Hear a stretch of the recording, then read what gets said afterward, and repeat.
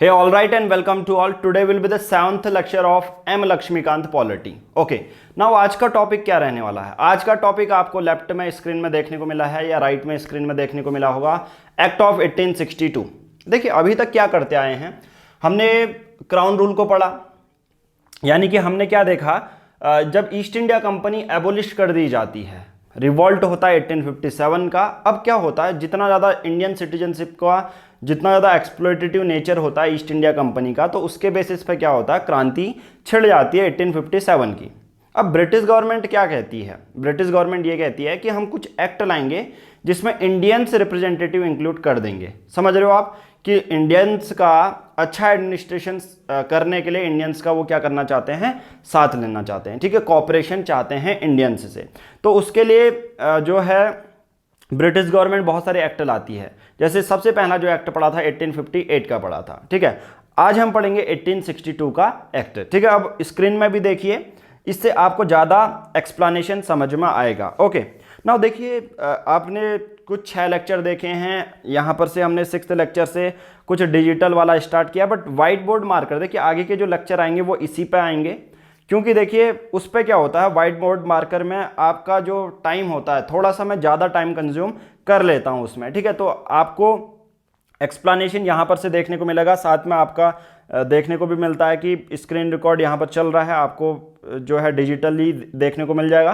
तो एक सीक्वेंस में हम पढ़ेंगे, ऐसा नहीं कि मैं कुछ रैंडम आपको बता रहा हूँ, एक सीक्वेंस में आप साथ साथ में क्या कर लीजिए, लक्ष्मीकांत की बुक भी ओपन कर लीजिए ताकि आपको समझ में आ जाए कि हम क्या पढ़ा रहे हैं। ओके, नाउ 1861 का एक्ट क्या कहता है, ये कॉन्स्टिट्यूशनल हिस्ट्री के लिए लैंडमार्क है, यानी कि कुछ जब भी कॉन्स्टिट्यूशन हमारा बना होगा तो 1861 में जो भी प्रोविज़न आए हैं वो इंक्लूड किए जाएंगे। ओके, मैंने 1862 बोला था, 1861 का एक्ट है। ओके, नाउ जैसा मैंने बोला, पहली लाइन है रिवोल्ट ऑफ 1857, यानी कि 1857 की जो क्रांति हुई थी, अब उसके बेसिस पर बहुत ज़्यादा डिसकंटेंट फैल गया था, कहाँ पर, ब्रिटिश गवर्नमेंट के अगेंस्ट, किसके द्वारा, इंडियन सिटीजन्स के द्वारा। अब भारतीय लोगों का, जो उनके लीडर्स थे, उनका सपोर्ट चाहिए, तो इसके बेसिस पर हमारी जो ब्रिटिश पार्लियामेंट होती है कुछ सीक्वेंस वाइज में अपने एक्ट पास करती हैं, जैसे एक्ट ऑफ 1861, 1892, 1909। ओके, नाउ अब आपको 2 चीज़ें जाननी होती हैं, यानी कि एक प्रीलिम्स से रिलेटेड फैक्ट, एक है मेंस के लिए चीज़ें। मेंस में हालांकि टू द पॉइंट एक्ट के बेसिस पर क्वेश्चन नहीं पूछा जाता है, मेंस में डायरेक्ट क्वेश्चन, अब कैसे पॉलिटी के क्वेश्चन आते हैं वो मैं डिस्कस करूंगा, बट आज सबसे पहले कुछ प्रीलिम्स के टॉपिक जान लेते हैं जो आपसे पूछे जा सकते हैं। एक एक करके फीचर जान लेते हैं, और लक्ष्मीकांत भी सेम सिक्वेंस वाइज में आपको फीचर मिलेंगे। ओके, जो सबसे पहला पॉइंट है, अब यहाँ पर हमें देखने को मिलता है वाइसरॉय आ चुके हैं 1858 के एक्ट से। कभी भी ऐसे एक्ट को पढ़ना है ना, तो इंडियन पॉलिटी में जो पहला चैप्टर है वो सबसे ज़्यादा टफ आपको लगेगा कि एक्ट आपको याद करने हैं थोड़े से। एक्ट में क्या क्या लिखा गया, अगर वो आप समझ लेंगे तो बाकी आगे की चीज़ें आप समझ पाएंगे। ओके, सबसे पहला जो पॉइंट है, अब यहाँ से 1861 के एक्ट के से इंडियन रिप्रेजेंटेशन जो है वो शुरू हो जाती है। यानी कि क्या होता है, देखिए एक वॉइस रॉय हैं प्लस उनकी एक एग्जीक्यूटिव काउंसिल है। अब ये लोग क्या बन रहे हैं, लॉ को इम्प्लीमेंट कर रहे हैं, ठीक है। एक होती है लेजिस्लेटिव काउंसिल जो क्या बनाते हैं, कानून बनाते हैं, एक होती है एग्जीक्यूटिव काउंसिल जो कानून को इम्प्लीमेंट करते हैं, ठीक है। जो एग्जीक्यूटिव काउंसिल होती है वो ज़्यादा पावरफुल होती है, जो लेजिस्लेटिव काउंसिल होती है उतनी ज़्यादा पावरफुल नहीं होती है, वो सिर्फ कानून में बनाने में पार्टिसिपेशन देती है। ओके, नाउ अब यहाँ पर हमें देखने को क्या मिलता है कि इस एक्ट से Indian representative as a non official member of expanded council start हो जाती है। यानी कि कुछ जो काउंसिल को बढ़ा दिया जाता है, जिसमें कुछ भारतीय लोगों को भी नॉमिनेट किया जाता है कि आप भी अगर कानून बनेगा तो आपका भी कुछ पॉइंट रहेगा, आपका भी पॉइंट ऑफ व्यू हम समझेंगे, ठीक है, या सुनेंगे। अब ऐसा क्यों हो रहा है, भारतीय लोगों को कानून बनाने में क्यों इंक्लूड कर रहे हैं, क्योंकि धीरे धीरे आप देखेंगे ना, धीरे धीरे पीछे कुछ पॉलिटिकल इवेंट भी चल रहे हैं, जहां पर जो हमारे पॉलिटिकल नेता है वो डिमांड कर रहे हैं कि हमें आज़ादी चाहिए, हमें आज़ादी चाहिए, हमें भी, हमारा भी रोल होना चाहिए अगर कोई लॉ बन रहा है, कोई कानून बन रहा है। तो इस एक्ट से अगर डायरेक्ट प्रीलिम्स में ये पूछा जाएगा कि कौन से एक्ट से इंडियन रिप्रेजेंटेशन शुरू हुई, तो 1861 के एक्ट से। ओके, नाउ 1862 में क्या होता है, लॉर्ड कैनिंग, उस समय के जो वॉइस रॉय होते हैं, वो नॉमिनेट करते हैं 3 लोगों को। अब जनरली कॉमन मैन इसमें खड़ा उठ के ऐसा नहीं कि यार मैं इलेक्शन में उठूंगा, ऐसा नहीं था। 18 अभी तो आपका कोई कॉमन आदमी जो है उठ सकता है, ठीक है, अपने एज के बेसिस पे, ठीक है, 25 साल से ज़्यादा है तो वो उठ सकता है। इलेक्शन डायरेक्ट इलेक्शन होंगे और वो चुना भी जा सकता है, बट उसमें कॉमन मैन जनरली नहीं था, उसमें ज़्यादातर राजा महाराजाओं को ही नॉमिनेट किया जाता था। 1862 में 3 लोग थे, बनारस के राजा, पटियाला के राजा और सर दिनकर राव। इनको नॉन ऑफिशियल लेजिस्लेटिव काउंसिल में इंक्लूड कर दिया गया। मतलब क्या है, एक अलग से लेजिस्लेटिव काउंसिल के कुछ मेंबर को अपने तरीके से बढ़ा दिया गया। ब्रिटिश गवर्नमेंट के एक्ट के बेसिस पे एक वॉइस रॉय होगा, एक एग्जीक्यूटिव काउंसिल होगी, एक लेजिस्लेटिव काउंसिल होगी। अब इस एक्ट के बेसिस पे भारतीय का कॉपरेशन साथ चाहने के लिए क्या करने लगे, धीरे धीरे लेजिस्लेटिव काउंसिल को एक्सपेंड कर दिया गया और उसमें भारतीय लोगों को जो है इंक्लूड करना स्टार्ट कर दिया गया। ओके, अब तीसरा पॉइंट आपको देखने को मिलता है, यहां मैंने लिखा है सेंट्रलाइजेशन, डिसेंट्रलाइजेशन। अब इसका मतलब क्या होता है, डिसेंट्रलाइजेशन का मतलब क्या होता है? देखिए, सेंट्रलाइजेशन कब से शुरू हुई थी, सबसे पहले यहां पर देख लो। सेंट्रलाइजेशन स्टार्ट हुआ था रेगुलेटिंग एक्ट 1773 से। सेंट्रलाइजेशन का मतलब क्या होता है कि जो मोस्ट ऑफ द पावर होगी वो बंगाल के गवर्नर के पास होगी। 1773 से हमने तो यही देखा ना, जो गवर्नर जनरल ऑफ बंगाल हैं उनके पास मेन डिसीजन होती हैं, जो बॉम्बे और मद्रास की प्रेसिडेंसी होती है उनको उनसे पावर ले ली जाती है, ठीक है। पूरा सेंट्रलाइजेशन होता है, मतलब जो भी डिसीजन लेगा वो टॉप का डिसीजन लेगा, मतलब वॉइस राय लेंगे, ऐसा नहीं था। अब इस एक्ट में डिसेंट्रलाइजेशन हो जाता है, यानी कि जो छोटे छोटे प्रोविंस होते हैं ना उनको भी पावर देने की बात कर दी जाती है इस एक्ट से। कौन से प्रोविंस हैं वो? बॉम्बे हैं और मद्रास प्रेसिडेंसी है, यानी कि उनकी लेजिस्लेटिव पावर वो अपने प्रोविंस में अपने कानून बना सकते हैं, ऐसा इस एक्ट में बोल दिया गया। अगर मैं बात करूं, अगर आपसे कभी प्रीलिम्स में पूछा जाए, एक फैक्ट मैं आपको बता देता हूं, इंटरनल ऑटोनॉमी की पूरी कौन सा ऐसा वर्ष था 1937 तक कंप्लीट जो छोटे छोटे प्रोविंस थे ना उनको इंटरनल ऑटोनॉमी मिल गई थी, यानी कि फाइनेंस का उनको पूछना नहीं पड़ता था, वो कानून खुद से बनाते थे, खुद से ही एग्जीक्यूट करते थे। अगर कंप्लीट इंटरनल ऑटोनॉमी की बात आई तो वो 1937 में मिल चुकी थी। ओके, तो इतना हमने देख लिया। ओके, उसके बाद आपको नेक्स्ट पॉइंट आपको ये याद रखना है कि धीरे धीरे इस एक्ट से, जैसे मैंने बोला, डिसेंट्रलाइजेशन स्टार्ट हो चुका था।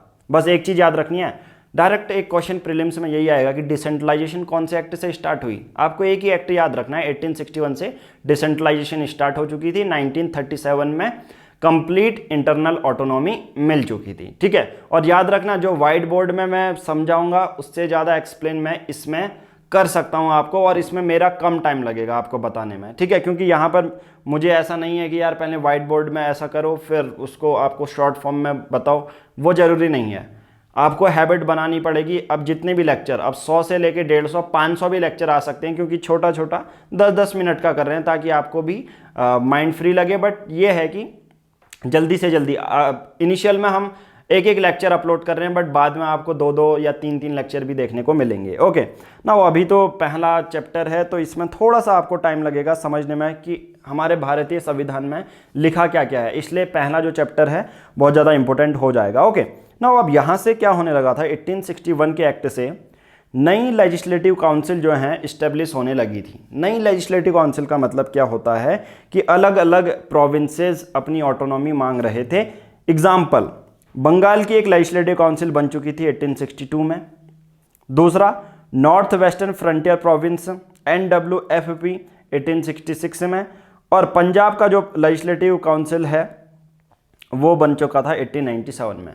मतलब यानी कि लेजिस्लेटिव डिसेंट्रलाइजेशन की पावर, डिसेंट्रलाइजेशन की प्रोसेस पूरी फुल ऑन हो चुकी थी। बंगाल का NWFP का मिला, फिर पंजाब को मिल गई थी, ठीक है। तो नई लेजिस्लेटिव काउंसिल वो इस्टेब्लिश करने लगे थे, यानी कि ऐसी काउंसिल जिसमें उस प्रोविंस के लोग होंगे और अपने प्रोविंस के लिए कुछ कानून बनाएंगे। ओके, नाउ अब सबसे जो इम्पोर्टेंट पॉइंट है इस एक्ट का 1861 का, अब यहाँ पर पोर्टफोलियो जो सिस्टम था उसको रिकॉग्नाइज कर लिया गया था। पोर्टफोलियो सिस्टम अभी प्रेजेंट में, अभी मैं कहूँगा कि डिपार्टमेंट ऑफ एग्रीकल्चर है, department of science and technology है, ठीक है, डिपार्टमेंट ऑफ अर्थ साइंस है, बहुत सारे ऐसे डिपार्टमेंट हैं। तो पोर्टफोलियो सिस्टम का मतलब यही होता है कि अलग अलग लोगों को अलग अलग डिपार्टमेंट अब सौंपने लगे थे। ऐसा नहीं कि एक ही डिपार्टमेंट एक ही बंदा चला रहा है, अलग अलग बंदे भी एक ही डिपार्टमेंट को देख रहे हैं। यहाँ पर पोर्टफोलियो सिस्टम मतलब हर एक एग्जीक्यूटिव काउंसिल के जो मेंबर होंगे उनको अलग अलग डिपार्टमेंट दे दिए गए थे। तो यानी कि इस एक्ट से पोर्टफोलियो सिस्टम या डिपार्टमेंट सिस्टम स्टार्ट हो चुका था। अब एक और क्वेश्चन आपसे पूछा जा सकता है, पोर्टफोलियो सिस्टम स्टार्ट किसने किया था? लॉर्ड कैनिंग ने 1859 में, और 1861 में इसको रिकॉग्निशन भी मिल चुकी थी। ओके, ये वाला पॉइंट हो गया। अब सबसे बड़ी बात आती है कि यहाँ पर वाइस रॉय जो थे उनको और ज़्यादा पावर दे दी गई थी। वाइस रॉय अपने रूल्स बना सकते हैं, ऑर्डर और ऑर्डिनेंस को भी इशू कर सकते हैं बिना लेजिस्लेटिव काउंसिल से पूछे, अगर इमरजेंसी चल रही हो तो। During an emergency vice Roy है ऑर्डिनेंस जो है इशू कर सकते हैं। ऑर्डिनेंस क्या होता है?